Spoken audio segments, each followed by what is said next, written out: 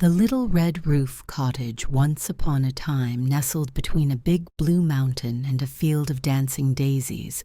There stood a tiny cottage with a red roof. It was small, cozy, and smelled like cinnamon toast every morning.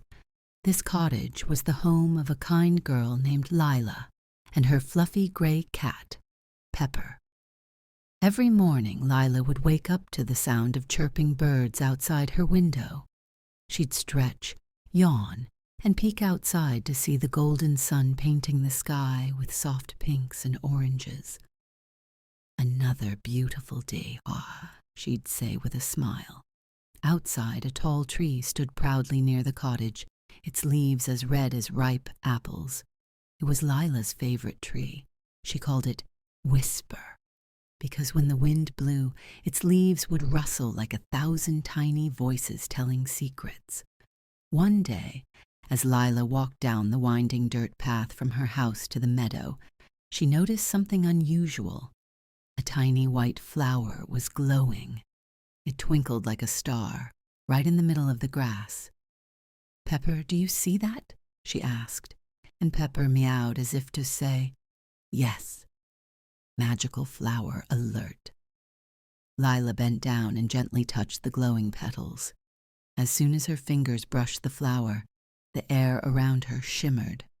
Suddenly a soft breeze carried a voice that said, "Thank you for finding me, kind Lila." Lila gasped. "Who's there?" The voice giggled.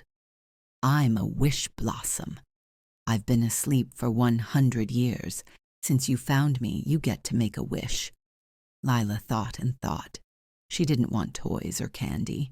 Then she smiled and said, "I wish for every child to always have a peaceful place to dream." The wish blossom sparkled even brighter. "A beautiful wish," it said, and with a swirl of petals, it floated into the sky, leaving behind a trail of sparkling dust.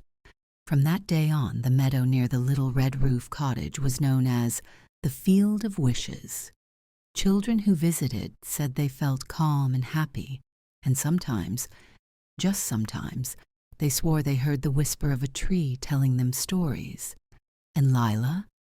She still lived in her cozy cottage, baking cinnamon toast, walking the winding path, and sitting under Whisper's branches with Pepper in her lap, listening to the wind and dreaming new dreams.